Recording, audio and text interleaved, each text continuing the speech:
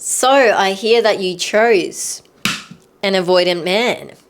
And now you're like, frick, what do I do? I'm hopelessly in love with him. What do I do, Scarlett? Firstly, you should probably watch my other episode about deciphering whether he is avoidant or narcissistic. Especially if you're a little bit confused, you should definitely watch that and then come back to this one. I'll link it in the description and at the end of this video if you're watching on YouTube. But for those of you who've chosen an avoidant man, I know you feel the distance, you feel the inconsistency, you feel like you're too much for wanting closeness, and now you're wondering, do I fight for this? Or do I pull back and give him a bit of space, or should I just leave? Well, watch the other video about narcissistic versus avoidant men, okay? Because if he's a narcissist, then fucking leave. Now, let's talk about what's actually happening and what to do next. This is about avoidant men. Clearly, avoidant men. I'm not talking about narcissistic avoidant men in this video, okay? Have I made that clear? Understand what you're dealing with without demonizing him. You chose him. You have the ability to leave. You have the ability to find a different life partner, okay? You chose him, so stop demonizing him and stop thinking he's just this villain or talking about him in that way. I hear so many women talking about this man in that way, yet they're still choosing to keep him in their life. You chose him. Now I'm going to tell you what to do. Avoidant attachment, again, it's not that they don't care, it's not that they don't love you, they struggle to express that. It's about equating closeness with loss of autonomy. So most avoidant men, again, as I said, and I have said in almost every single video of my life, they learned very early on, emotions overwhelm people. Needing others isn't safe. Independence is survival. They're hyper independent. Usually they're really successful too, which is an attractive quality to a woman who wants to create a family, right? One attractive quality. So when intimacy deepens, their nervous system interprets it as a threat, not love. Whereas you, especially if you're anxiously attached, you definitely interpret that as love. Do you see the dynamic here? It's already unstable. So distance is their regulation strategy. The more you pursue, the more they withdraw, which is avoidant pursuit, okay? They are in avoidance and they know that their avoidance will cause you to pursue them, consciously and or subconsciously. It's not because you're not worthy of their love or their care or whatever else they provide you with or are of some benefit to your life, because I'd hope if you've chosen them that they are a benefit to your life in some way. It's because their system is wired to deactivate under closeness. So it literally it will either switch off or just push you away completely. Here's the trap that you might be in though. If you're drawn to avoidant men, you're likely to lean on the anxious side of things, or anxious, leaning, secure. There's always a spectrum to everything. It's not like you're anxious, secure, avoidant. There's a spectrum. You could be 90% anxious, 10% secure, 20% anxious, and 80% secure, okay? And it can change as well given what's going on in your life right now. So you're either an anxiously attached woman or you're anxious, leaning, secure. This means that you value your connection to him very deeply. Distance will still feel like rejection to you, and you try harder when you feel him pulling away. So now you're in the classic anxious avoidant loop, which I've talked about so many times. You reach to him, he retreats, you panic and start to spiral, potentially go into the danger zone and do protest behavior, and then he shuts down, and then you protest, and then he numbs, and the dynamic can feel intoxicating. But it's not the same as intimacy. Intoxicating in terms of it's addictive, which is why I made that video about why you're addicted to him and beta endorphin. You need to go watch that if you haven't. Here's what not to do. I'm going to tell you what not to do first and then tell you what to do. Don't chase harder. You probably already know this, but maybe you just need a little refresher. Pursuing someone who withdraws reinforces the dynamic. So don't over-explain your feelings repeatedly. If he's flooded, more emotion won't create clarity. And thirdly, don't abandon your standards to keep him comfortable. Self-betrayal will never build secure love. Self-betrayal will never build secure love. If you can't sleep, if you can't eat because of this dynamic, if your hormones are all just messed up, if you can't concentrate properly at work, if you can't function like a normal human being, don't betray yourself just for him or to keep him comfortable. If that distance is killing your soul that you're trying to create, you're trying not to overwhelm him, you're trying not to text him and call him, you're trying to give him that space, but it's wrecking you and killing you, that is self-betrayal, and that self-betrayal will never build secure love with him, let alone anyone else. So understand that, please. 4, what to do instead. You need to regulate yourself first. So when he pulls away, your job is not to fix him. That will push him further away. Your job is to calm your nervous system. Pause, breathe, delay reactive texting. I used to have a 20-minute rule. I'd put my timer on 20 minutes and I'd play music. I'd get outside. I'd do something so that I didn't text him. Return to your life. Somatic nervous system healing tools. We do a lot of that in my one-on-one coaching, but if you want to apply for that, by the way, link below. An avoidant partner feels safest with someone who feels steady. Okay, and so the fact that you're anxious and you're freaking out doesn't make him feel good anyway. The best thing you can do, above all of the other things I'm going to say, is just become secure. Harder. That's hard. Easier said than done. That's what I was going to say. Harder done than said. Secondly, you need to communicate clearly without emotional overload.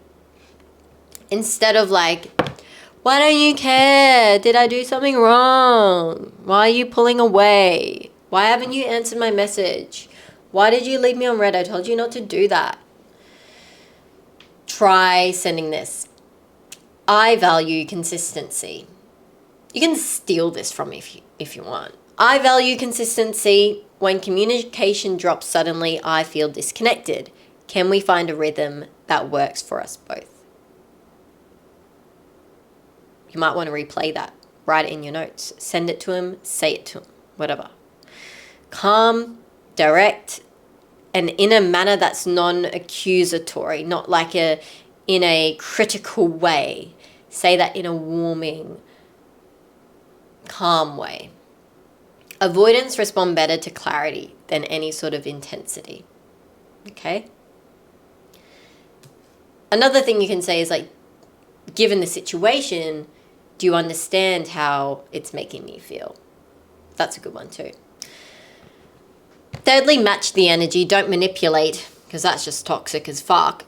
Just mirror, okay? So if he slows down, you slow down. If he invests, you invest. If he sends 2 words, you send 2 words. If he sends an emoji, you send an emoji. If he doesn't send anything, you don't send anything. You're also the woman. Don't chase him. Recline in your recliner chair. Be in receiving mode. That's feminine energy and that's sexy. Do not punish him. And don't do this to punish him, but do it to protect your dignity. Do it to be secure, because secure energy will say, I meet you where you meet me. That's not toxic. That's just secure. And at the moment, you're trying to meet him somewhere where he's not ready to meet you. You're like up here and he's like down here floating around. 4, watch his capacity, not his potential. Get rid of those rose-tinted glasses. They don't even look good anyway. This is really crucial. Is he open to feedback?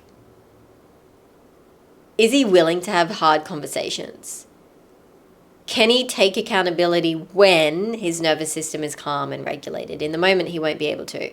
But once he's calm and regulated, he should be able to take accountability. Is he showing any sort of gradual growth? Avoidant attachment, it is workable. Avoidant and unwilling to change, that is not workable. That is never going to work.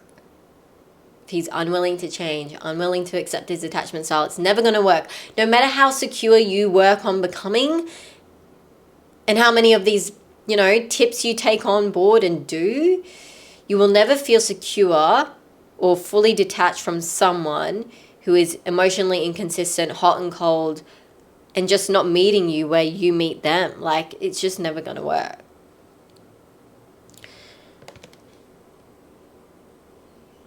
Don't fall in love with future promises. I want you to assess present behavior. I want you to recline in your reclining chair, be in receiving mode, and just observe. That is what a secure, very feminine woman would do.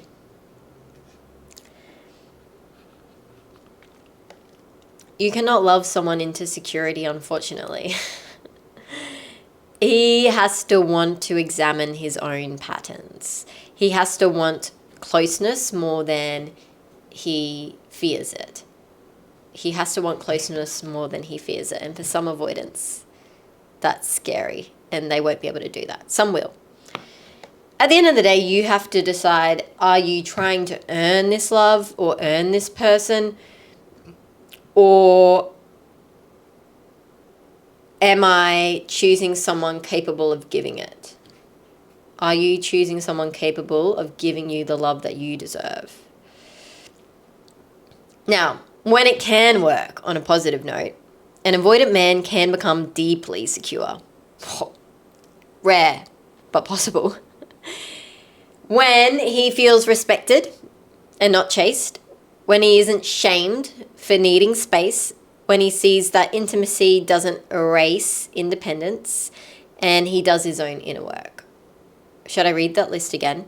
When he feels respected, not chased, he isn't shamed into needing his space, he sees that intimacy doesn't erase independence, and he does his own inner work. Growth requires participation from both sides. But you cannot carry all of the emotional labor and the emotional weight and the emotional backpack on your own. If you chose a avoidant man, it doesn't mean you're broken. Okay, it doesn't mean you're all fucked up and messed up. It does mean you're probably an anxiously attached woman. It does mean that probably does mirror something from your childhood and all of that, but on a deeper level, it actually means you're trying to heal an old wound of yours. That's why you attracted them in the first place, subconsciously, in order to heal that wound. You're replaying a very familiar dynamic from an inconsistent parent or a parent who was emotionally inconsistent, etc. Or maybe you're learning what secure love actually feels like, or what secure love actually requires, and it's that hard learning lesson in your life, but is there for a good reason. So the goal is not to fix him. The goal is to become secure enough in yourself, because you can only control yourself, that if he grows, you can grow together, and if he doesn't, you can walk away with self-respect and dignity. And that, my lovely lady, is power. True power. If you feel like you might need some help with this journey, you can apply for my one-on-one mentorship below. There's multiple different ways to work with me, and it's just an application to see if you'd even be a good fit in the first place. If you, I want to end with this. You are a direct reflection of your entire reality. If you're not happy with the relationship, the person you're dating, your wealth, your health, I always say this, it's a direct reflection of you.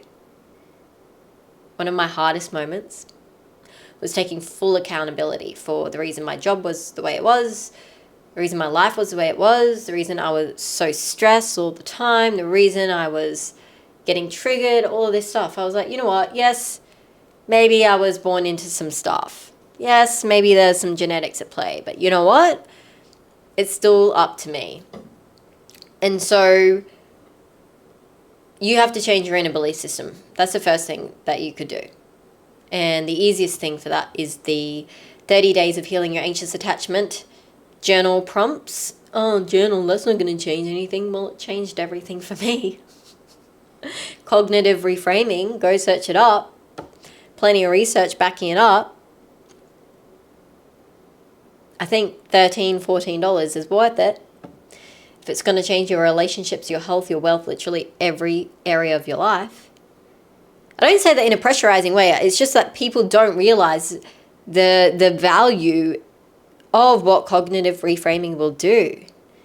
That's what journal prompts do. Because everything is a direct reflection of your belief system. The fact that you attracted the avoidant man in your life and that you fell in love with him is a direct reflection of your inner belief system. Now, on that note, drop me a follow. Would appreciate it.